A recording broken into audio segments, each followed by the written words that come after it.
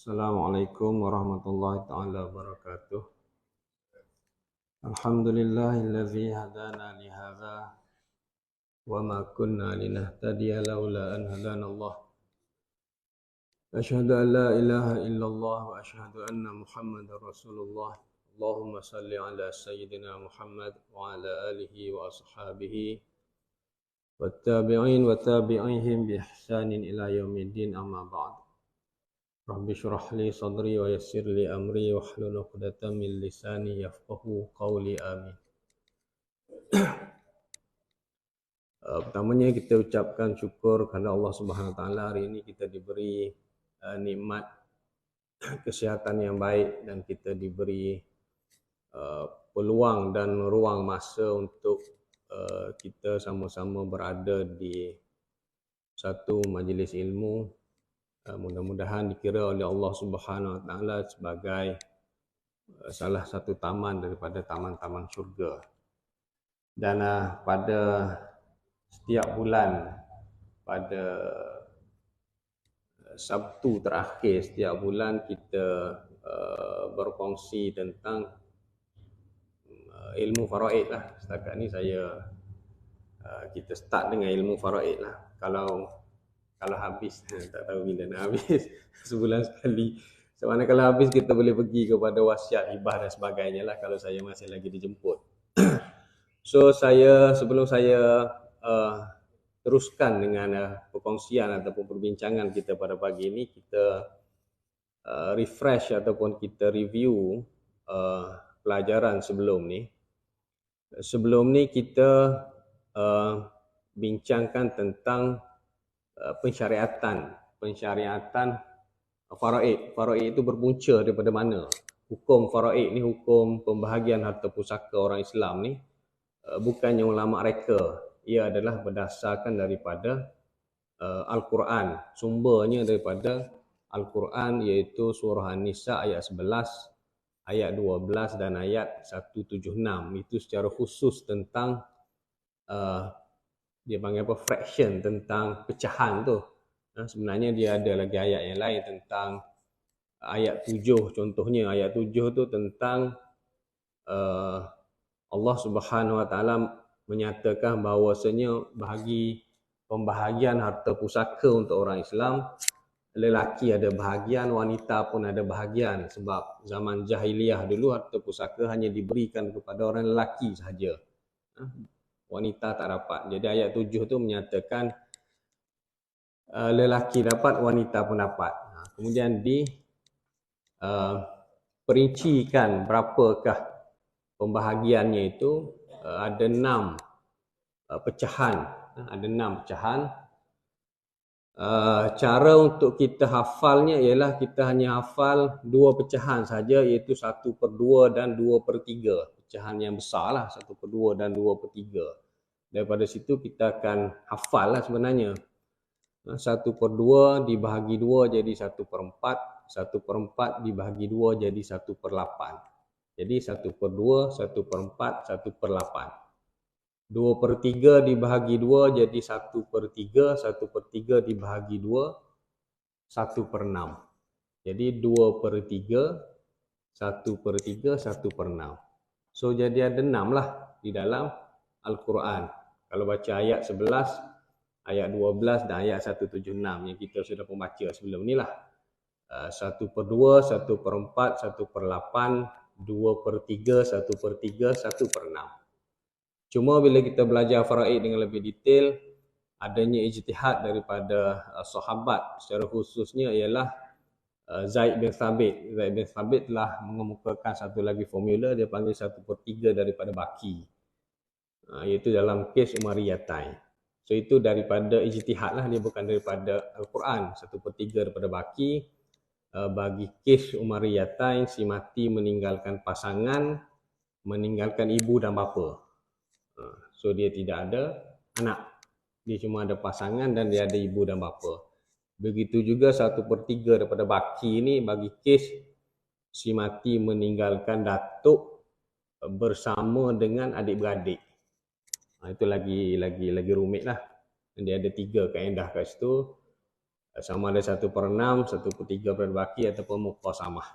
So kita tak pergi kepada pendetailan tu lah. Saya cuma nak review sumber pensyariatan faraid tu daripada Al-Quran, bukannya ulama reka macam tu kan, daripada Al-Quran. Kemudian ada ayat seterusnya, ayat surah An-Nisa ayat 13 tu menyatakan bahawasanya pecahan-pecahan itu ataupun hukum pembahagian harta pusaka itu adalah hududullah, tilka hududullah. Maknanya ini adalah suatu ketetapan daripada Allah. Dia menjadi suatu fariidatan min Allah. Maknanya suatu yang diwajibkan oleh Allah Subhanahu Wa Taala. Maknanya bahagi harta pusaka mengikut faraid itu adalah wajib. Dia kena bahagi ikut faraid dulu. Walaupun waris sudah pun mempunyai spirit untuk bermuafakat sama rata dan sebagainya, tetapi kena tahu faraid dulu. Sebab dibimbangi bahagi sama rata tapi tak tahu faraid, dia akan jadi dia ada misunderstanding kat situ, ada misrepresentation. Bila dia tahu rupanya banyak pula aku bagi ke adik perempuan aku, baik aku tak payah bagi. Jadi macam tu. Jadi walaupun nak bagi sama rata tak ada masalah lah kalau dah muafakat. Tapi kena tahu dulu. Kena tahu dulu supaya tidak berlaku salah faham. Tidak berlaku salah faham. Dan si perempuan ni pun, adik-beradik perempuan ni pun, dia akan rasa berterima kasih lah dekat abang dia yang bagi banyak. Sebab yang asalnya ialah anak lelaki 2 kali ganda daripada anak perempuan lah. Lidzakari mithlu hazil unthayain. 2 nisbah 1. Itu pun formula di dalam surah An-Nisa ayat 11. Dan juga untuk adik-beradik lah, adik-beradik lelaki dan adik-beradik perempuan. So kita tak pergi detail untuk pengiraan. Kita hanya just nak refresh ataupun nak review tentang pensyariatan itu berpunca daripada Al-Quran, bukannya direka oleh ulama. So hari ini kita sambung, kita lihat beberapa pula hadis Nabi SAW berkaitan dengan galakan mempelajari ilmu faraid, ataupun kita masih lagi kepada sumber hukum daripada hadis lah. Saya ambil daripada kitab Fiqh Manhaji lah. Fiqh Manhaji. Nabi SAW bersabda, Al-hiqul faraidha bi ahliha fama baqiya fal aula rajulin zakar. Serahkanlah harta-harta pusaka kepada pemiliknya, sekiranya ada baki serahkanlah kepada kaum keluarga lelaki yang terdekat. Serahkanlah faraid tu, harta pusaka itu kepada ahlinya. Ahlinya ni mengikut apa yang diterangkan ataupun apa yang disebut oleh Allah Subhanahu Wa Taala dalam ayat-ayat tadilah. Dalam ayat tadi siapa dapat 1/2, 1/4, 1/8, 2/3, 1/3, 1/6. Sekiranya ada baki, serahkanlah kepada kaum keluarga lelaki yang terdekat. Ini cara dia macam mana formula itu diambil berdasarkan hadis. Baki itu maksudnya kita mula-mula kita bagi kepada, kita panggil ashabul furud, waris fardu. Kita bagi dulu kepada waris yang utama. Waris utama ni ada 5. Pasangan, ibu, bapa, anak lelaki dan anak perempuan. 5 ni wajib menerima harta pusaka. Jangan pula kata dia dah ada isteri dan anak lelaki, anak perempuan, mak ayah pun kaya, so mak ayah tak payahlah terima. Bukan mak ayah tak payah terima, memang hukumnya mak ayah kena terima. Sebab memanglah ibu dan bapa, bukan isu kaya miskin, seorang ibu, seorang bapa dia mestilah sedih dengan kematian anak dia. So bila anak dia meninggal, dia mesti dapat, kan? So isu kita kata Allah yarham Jamaluddin Jarjis contohnya, kan, ibu dia tu bukan ibu dia tamak ke apa semua, sebab ada hak dia, kan. Ada hak dia. Jadi dia tidak timbul isu ibu bapa mengacau keluarga si mati ke apa, bukan. Sebab ibu bapa ni tak boleh lepas. Dalam apa keadaan sekalipun, 5 ni tak boleh lepas. Iaitu pasangan, ibu bapa, anak lelaki, anak perempuan. Lima-lima ni memang dia sentiasa mendapat harta pusaka mengikut kadarnya, tak kira siapa pun mati. Maknanya si mati tu kalau ada ibu bapa, pasangan mula-mula pasangan dulu. Pasangan, sebab kalau orang Kelantan dia panggil apa? Kepala mayat. Kepala mayat dulu. Ataupun orang utara dia panggil pangku mayat. Bagi dulu kat pangku mayat ni ibu bapa, kemudian anak lelaki dan anak perempuan. Sekiranya kita bagi dekat waris-waris fardu tadi, dia akan jadi berbaki. Berbakilah, contohnya kita bagi dekat ibu 1/6, dekat isteri 1/8. So 1/6 campur 1/8 dia tak akan jadi 1. Kemudian baki nak bagi kat siapa? Baki tu dapat kepada lelaki. Inilah. Serahkanlah, sekiranya ada baki, serahkanlah kepada kaum keluarga lelaki yang terdekat. Inilah yang akan menimbulkan formula tentang pembahagian baki. So baki itu diberi kepada waris lelaki yang terdekat. So dia timbul pula dekat situ tentang dia panggil priority yang sobah ataupun tertib. Tertib asabah itu adalah dihabiskan kepada waris lelaki yang terdekat. Dia bermula dengan anak lelaki. So anak lelaki dululah yang menghabiskan harta. So dia tak pergi jauh lah masa tu, sebab dia ada anak lelaki. Tak pergi jauh lah. So dia adalah tertib dia yang kita tidak detailkan hari ni lah. Maknanya anak lelaki, kemudian dia pergi kepada bapa. Dia sebenarnya anak lelaki kepada cucu lelaki, daripada anak lelaki, cicit lelaki daripada cucu lelaki, daripada anak lelaki. Panjanglah kalau saya nak urai satu-satu macam tu. Kita sebutnya anak lelaki dan waris ke bawah, bapa dan waris ke atas. Bapa, kemudian kalau tak ada bapa adalah bapa kepada bapa, kemudian bapa kepada bapa kepada bapa. Macam tu. So dia akan pergi pula pada adik-beradik lelaki, si ibu sebapa dan sebagainya lah. Maknanya dia akan mencari lelaki. So faraid ini dia akan mencari lelaki. Untuk lelaki itu menghabiskan harta. Sebab kebanyakan waris wanita dia sudah pun mendapat bahagian fardu, dia panggil. Dia bukan mendapat baki. Lelaki ni kebanyakan dia mendapat baki. Bagi dulu dekat yang perempuan. In general macam tu lah. Dia adalah formula dia tu. Dan baki tu diberi kepada lelaki. Sebab kita nak hurai hadis ni. Hadis ni sebut fama baqiya fal aula rajulin zakar. So bila ada baki, serahkanlah kepada kaum lelaki yang terdekat. So itulah dihabiskan harta pusaka tu kerana ada pembahagian kepada baki kan. Sepatu pun dia ada buat lawak je kan tentang baki kan. Abang ambil berapa dia buat lawak kan. Abang ambil banyak lah sebenarnya. Tapi semua baki dapat ke adik kan. Adik tu rasa banyak baki. Padahal kena tipu ke abang dia dah. So baki tu dia boleh jadi banyak, dia boleh jadi sikit. Tapi itulah kalau dah baki tu, kita terimalah dia sebagai baki. So kalau kita belajar lebih detail lagi, kita akan lihat lah. Sama ada baki tu banyak ke baki itu sikit. Tapi dia sebenarnya baki itu untuk mencukupkan ataupun menghabiskan harta pusaka biar keseluruhan. Dia akan jadi 1/1 bila pecahan tu dicampur. Seterusnya hadis ta'allimul fara'idha wa'allimuha an-nas. Ini hadis Rasulullah sallallahu alaihi wasallam. Hadis inilah menyebabkan saya berada di sini pada hari ini ni. Kan, sebab dia sebut ta'allimul fara'id wa'allimuha an-nas. Pelajarilah faraid dan ajarkanlah kepada orang lain.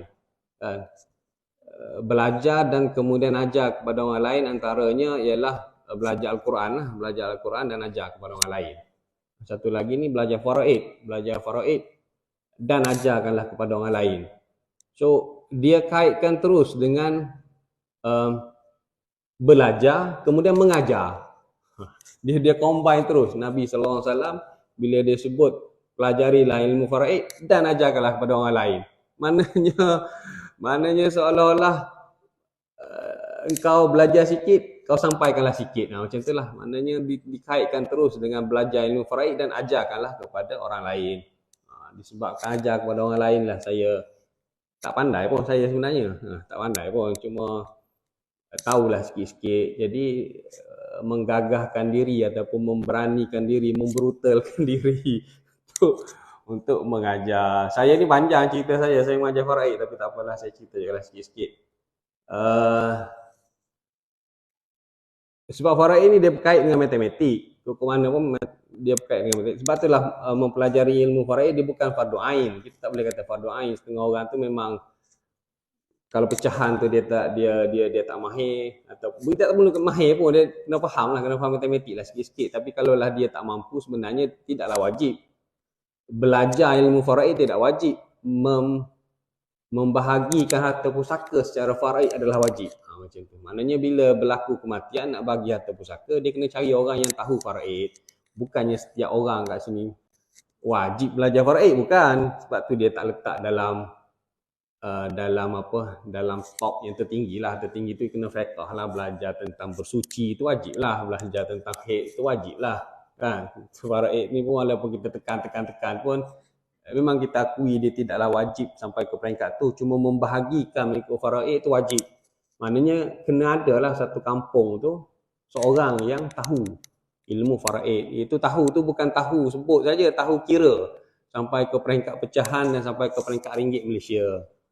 Selalunya kalau kita kata semayang berjemaah itu wajib, tapi semayang berjemaah itu wajib wajib secara fardu kifayah kan. Wajib secara fardu kifayah, tapi dia mudah untuk diuruskan. Sebab itulah kerajaan wujudkan masjid, lantik imam. So bila imam solat berjemaah dengan Bilal, settle satu kampung. Sebab fardu kifayah sudah ditunaikan oleh imam. Macam itulah. So dia boleh wujudkan benda tu. Sebab semayang jemaah ni dia tidak serumit belajar faraid, tidak serumit ilmu faraid kan. Tapi maknanya dia hukum fardu kifayah dia tu hanya akan terlepas apabila dalam satu tempat tu ada seorang yang tahu ilmu faraid. Macam tu. Dia bukanlah fardu ain tapi fardu kifayah, tetapi tidak terlepas kewajipan tu kalau satu kampung tu tak ada seorang pun tahu. Macam tu. So saya kira kampung ni tahulah, sebab ada juga orang mengajar faraid. Setengah-setengah tu langsung tidak ada.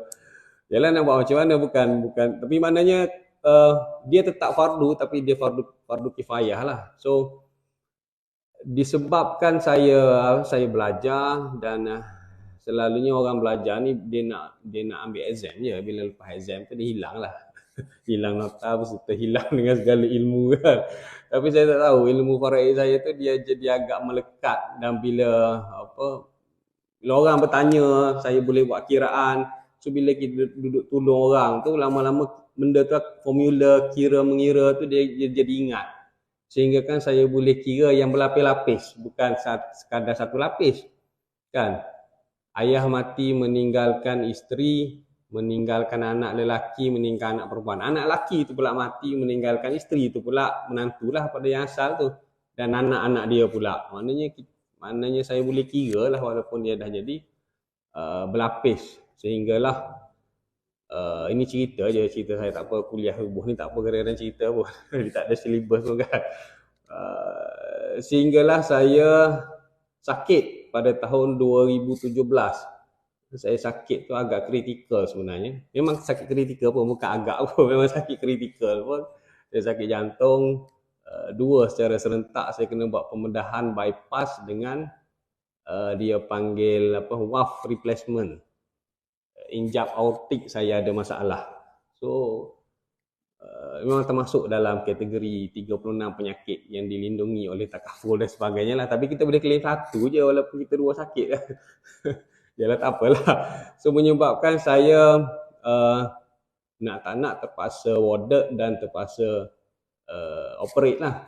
So bila kita menghadapi penyakit yang kritikal dan kita berdepan dengan, kita kata, satu musibah, menyebabkan banyak kita muhasabah lah. Saya terfikir lah pada masa tu. Masa tu umur saya 41 tahun. Muda lagi. Sekarang pun muda lagi. 41 tahun. Sekarang ni lebih tua daripada 41 lah.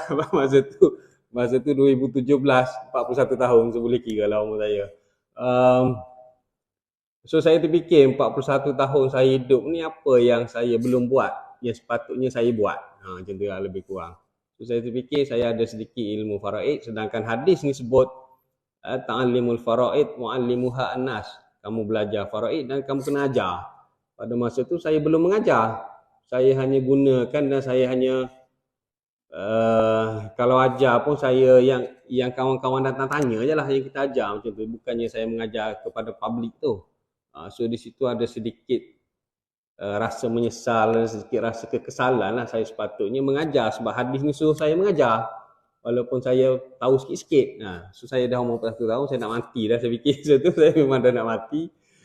Yelah sakit jantung ni kita tak boleh nak bernafas kan. Kita tak boleh bernafas adalah dia punya simptom dia tu, dia panggil fatigue, keletihan yang amat. So saya rasa memang saya nak mati dah. So saya rasa menyesal sebab kalau saya mati, saya tak sempat mengajar. Sedangkan hadis ni suruh saya mengajar. Lepas tu tak mati. Tak mati saya kena mengajar. Tak mati lah. Maknanya pemudahan itu berjaya dan saya sehat lah. Saya macam ni lah, maknanya sehat. Tapi mestilah dia berbeza lah antara sehat sebelum dengan sehat kita panggil post operation kan. So daripada itulah saya pun memberanikan diri dan saya ajar faraid. So alhamdulillah umur saya panjang dan dapat juga saya berkongsi dengan jemaah dekat sini lah. Itu je ceritanya. Maknanya kena ajar. So bila saya sehat dan saya pun memberanikan diri mengajar, sebenarnya bukan sekadar ilmu terlekat, bahkan Allah Subhanahu Wa Taala dia akan menambahkan pula ilmu tu kepada kita kan. Bila kita mengajar, ilmu tu makin bertambah-tambah.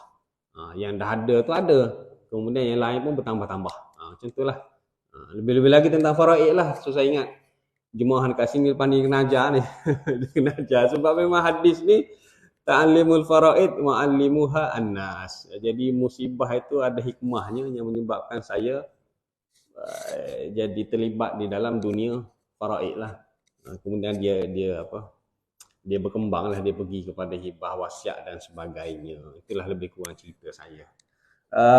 So itulah hadisnya, antara hadis tentang galakan mempelajari ilmu faraid, belajar ilmu faraid dan ajarkanlah kepada orang lain. So apa lagi hadisnya? Tu'allimul faraid wa 'allimuha an-nas fa inni mru'un maqbudun wa inna hadzal ilma sayuqbid wa tuzhar al-fitan hatta yakhtalifu ar-rajulan fil fariḍah fala yajiduna min yafsulu bainahuma. Pelajarilah ilmu faraid dan ajarkanlah kepada orang lain. Sesungguhnya aku akan mati. Aku tu maknanya baginda Nabi SAW akan mati. Ilmu ini juga akan mati. Ilmu faraid juga akan mati. Ilmu faraid adalah ilmu yang terawal diangkat oleh Allah Subhanahu Wa Taala. Ilmu yang terawal diangkat bermaksud diangkat ilmu faraid dengan sebab matinya ulama-ulama faraid. Salah satunya matinya ulama-ulama faraid. Tapi tak apalah, yang hidup pun ramai lagi. Jangan pula rasa lepas ni belajar faraid cepat mati. Saya pun ingat macam tu juga dulu. Sebab saya memang kena bedah lah. Tapi tak lagi. Sebab bukan tafsir dia macam tu. Kan, sebab kita bukan ulama pun. Tapi antara cara ataupun antara asbab ilmu itu diangkat ialah dengan matinya ulama lah. Kan, sekarang pun lepas seorang-seorang kita rasa macam tak jumpa kan. Kita tak jumpa siapa yang menggantikan almarhum Dr. Yusuf Al-Qaradawi contohnya. Kita macam tak jumpa kan, walaupun ada juga ulama-ulama. Tapi macam itulah maknanya hilangnya ilmu apabila hilangnya ulama itu. Dan faraid adalah ilmu pertama yang diangkat. Sesungguhnya aku akan mati, ilmu ini juga akan mati dan akan berlaku kacau bilau sehingga apabila dua orang bertelingkah kerana harta pusaka, mereka tidak dapat menemui sesiapa yang boleh menyelesaikan kes mereka. Ini hadis Nabi sallallahu alaihi wasallam, riwayat Al-Hakim 4333. So hadis ni memang glamour bagi orang belajar faraid. Disebut oleh baginda Nabi sallallahu alaihi wasallam, ilmu faraid itu diangkat sehingga dua orang lelaki bergaduh tentang pembahagian harta pusaka dan mereka tak jumpa siapa yang boleh menyelesaikan. Duk bergaduh tu sebab yang ni kata macam tu, yang ni kata macam ni. Kan? Memang berlaku pun. Berlaku pun sekarang sebab banyak confused tentang ilmu faraid dan kita susah untuk mencari orang yang boleh menyelesaikan sebab berlaku kekeliruan, berlaku um, kita kata zaman kita sekarang ini dengan harta tu pun makin kompleks kan. Bukan sekadar e-wallet tu agak kompleks juga lah sebab kita tak nampak, bukannya wang fiat kan, tapi lebih kompleks sebab orang dah bercakap tentang cryptocurrency kan. Cryptocurrency tu pun perlu difaraidkan juga sebab dia adalah harta.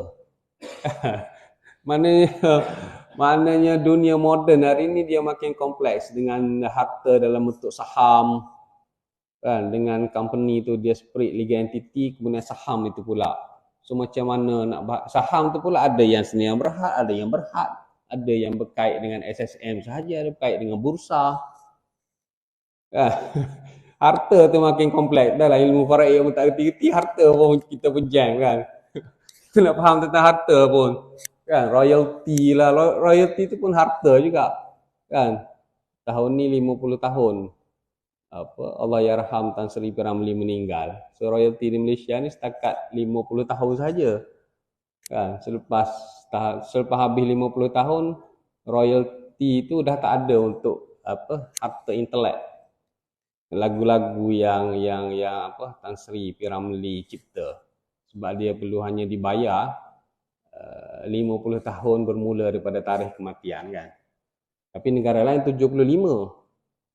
Negara lain 75, sebab saya cadangkan sebenarnya kita pun kena setaraf dengan negara lain lah. Kita kena pindah akta hak cipta tu supaya memberi royalty kepada pemegang hak cipta, sebab itu pun harta.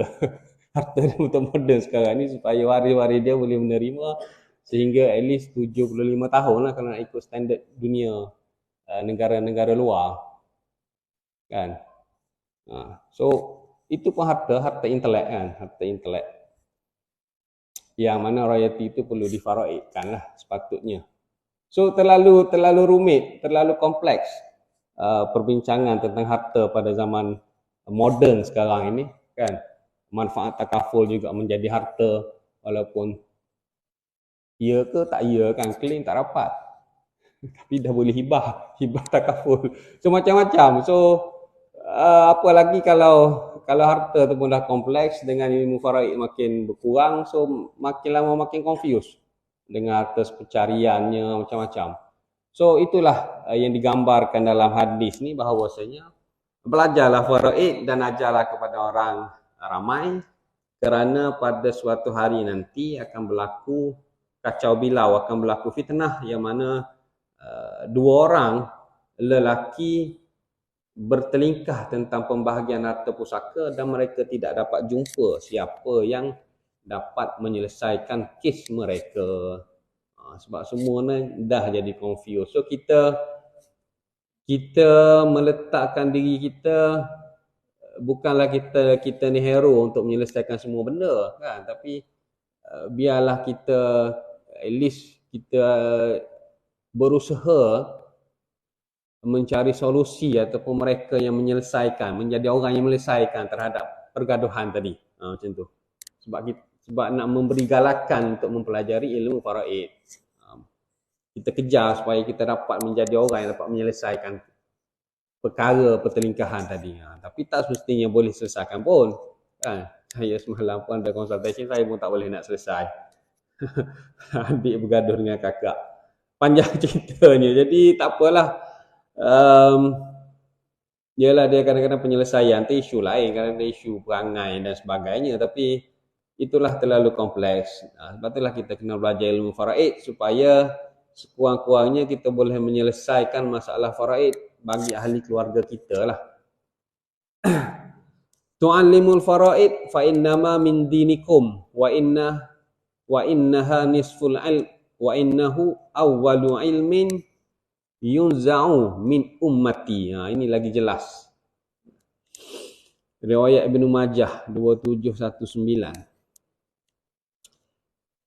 Pelajarilah ilmu faraid kerana ia merupakan sebahagian daripada agama kamu. Ilmu faraid ini sebahagian daripada agama kamu. Sebab bila kita belajar ilmu faraid, kita juga sebenarnya perlu memahami beberapa perkara lain berkaitan dengan kehidupan.